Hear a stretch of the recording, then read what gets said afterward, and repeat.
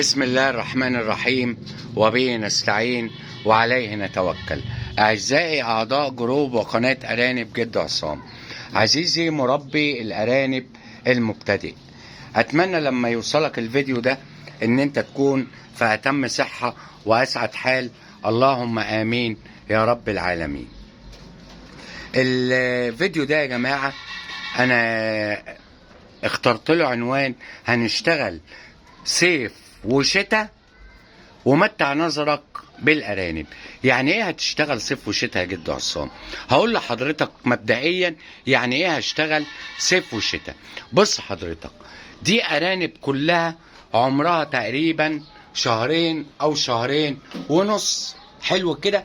يبقى دي قدامها كمان شهرين على مبدأ ان انا ابيعها سلالة.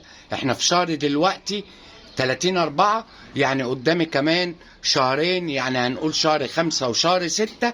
يعني الأرانب دي هتتباع مثلا على شهر 7، يبقى كده أنا شغال لغاية شهر 7 وموجود عندي أرانب، صح؟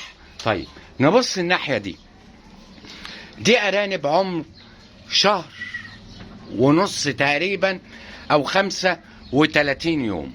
كل الأرانب اللي انت شايفها دي عمر شهر ونص او 35 يوم او حاجة زي كده.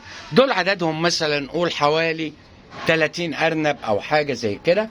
طيب دول لو هم شهر ونص واحط عليهم كمان 3 شهور، يعني لغاية اشتغل ابيع فيهم لغاية شهر 8، صح كده؟ دي كلها نوتي. طيب عندي النوتي دي كمان اهي، بص كده الجمال، دي عمر شهرين ونص، يعني تطلع بعد شهرين. شايف جمال الدكرة؟ عمر 5 شهور. اتفرج على الجمال والحلاوة. يبقى انا شغال دلوقتي كمان، انا بفرجك عشان اديك خبرة. دي ارانب عمر 4 شهور،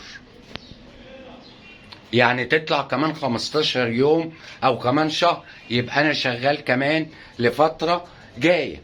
طبعا في الاوضه التانية كمان افرجك على كل اللي عندي، عشان فيديو انا بقول لك هشتغل في الصيف وفي الشتاء ومتع نفسك.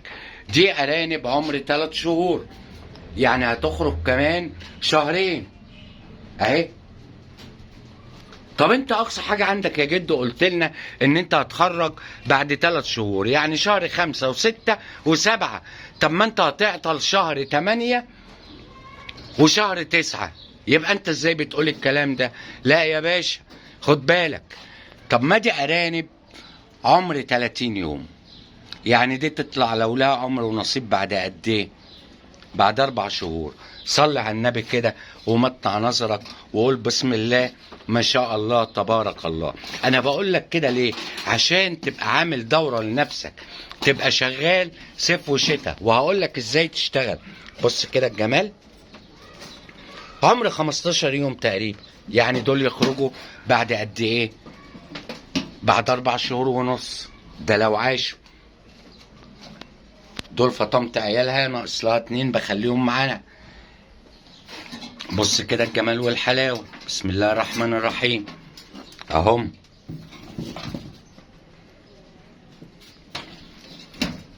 اتفرج كده، دي هتولد لسه، هتطلع بيت الولد.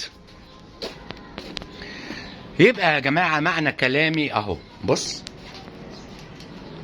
عمر 30 يوم. بص كده الجمال، دول عمر 10 ايام او حاجة زي كده، وادي دول برضو نفس الحكاية. يبقى معنى كده ان انا بمشيئة ربنا الحمد لله بسم الله تبارك الله هشتغل وهبيع طول فترة الصيف. طب هو انا هعمل ايه في الصيف عشان انجح اكتر؟ بص حضرتك بقى، في الصيف هتعمل ايه؟ ارنبة زي دي في الصيف لو ولدت زي كده ما عشرهاش الا لما افطم عيالها. دي نمرة 1 في الصيف.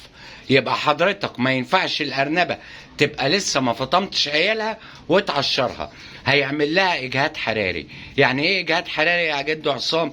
يعني لا هتستفاد ان هي هترضع عيالها ولا هتكبر اللي في بطنها كمان وممكن تموت. طب الصح ايه؟ الصح في الشغل يا جماعة في الصيف ان الارنبة لما بتولد معايا بالمنظر ده ان انا بسيبها ما لقحهاش الا بعد ما افطم عيالها، وبعد ما افطم عيالها ابدا ايه؟ القح الارنبة. دي نمرة 1 في شغل الصيف. نمرة 2، شايف حضرتك الجردل ده؟ هتلاقيه بلاستيك اساسا، هتلاقي المية فيه سخنة. كل اللي انت بتعمله ان انت بتجيب اكياس السندوتشات دي اللي هي بتحط فيها السندوتشات وتملاها ميه بالليل وتحطها في الفريزر، وعايزك يا سيدي تحط لي كيس تلج في الشويله دي في الجردل ده، ما فيهاش اي حاجه. يعني نحط تلج، وبعد كده لو في فيتامين سي يا ريت تحط فيتامين سي. فيتامين سي مش بشري، فيتامين سي هتجيبه من عند الدكتور البيطري او من اي وحده بيطريه. ده اللي بعمله في الصيف. شايف حضرتك الشويله دي اهي اللي انا معلقها دي، بس هي مش مبلوله، دي كلها ببلها ميه في الصيف. هو ده اللي انا هعمله في الصيف، وهو ده اللي انا هشتغل بيه في الصيف عشان انجح وعشان الارانب تولد وتعشر، واشتغل برضو في الصيف. فاشتغل وما تخافش، اشتغل والله العظيم هتنجح. اعتمد على الله وما تخافش من الحسد وما تخافش من الكلام ده كله. انت نيتك طالما سليمة وبتبتغي مرضات ربنا سبحانه وتعالى ان انت تكسب قرش حلال وتأكل بيتك وعيالك قرش حلال، اتأكد من شيء، ربنا هيحفظك والنعمة هتدوم معاك. هو ده يا جماعة الشغل الصح. عشان كده انا بقول لك اتفرج ومتع نفسك مع ارانب جد عصام. انا قاصد ان انا اقول لك ان المشروع ده مشروع جميل جدا جدا جدا جدا ومسلي جدا جدا جدا. واتأكد من حاجة، لو انت حبيت شغلك الشغل نفسه هيحبك. حتى الارانب دي بتعرفك. الارانب يا جماعة بتعرف صاحبها. بص جمال الارنبة وحلاوتها اهي، بص كده. في اجمل من كده حيوان جميل زي كده اني احبه، والحيوان ده مجرد ما بيشوفني الاقيه برضه فرحان وعايزني اكله وعايزني اسايسه والكلام ده كله. المشروع جميل جدا واشتغل وما تخافش. ربنا ان شاء الله يوفقكم جميعا، والى لقاء قادم في فيديو قادم. لكم حبي ودعواتي بدوام الصحة والستر، والسلام عليكم ورحمة الله وبركاته.